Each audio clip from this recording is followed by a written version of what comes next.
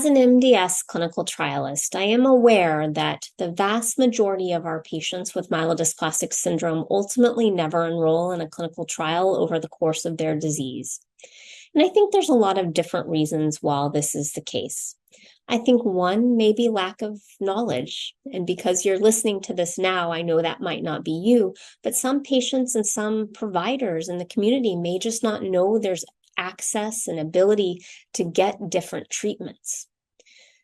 I think another potential large reason is the average age of an individual with MDS is in the 60s and 70s and even 80s. And we know that it does take a village to take the best care of a patient with MDS. And if these clinical trials are only offered at a site that is very geographically far away from the MDS patient's home, it can be very challenging to get into the city or the academic center or the state 2 hours away at the frequency that may be required for a clinical trial. I think another obvious limitation or barrier to enrollment may be fear, concern that an individual might not be kept safe on a clinical trial, or that the monitoring was too intense or less intensive.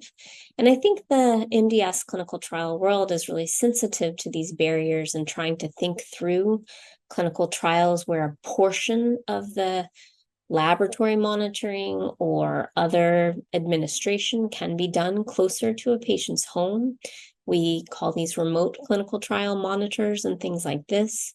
We're also trying to open clinical trials at a broader array of centers so patients might have access to something that's closer to their home. And then certainly trying to demystify clinical trials and some of the risks may be able to eliminate some of that fear and concern of being experimented on or tested in a way that feels uncomfortable medically. And that's really what the informed consent is intended to do.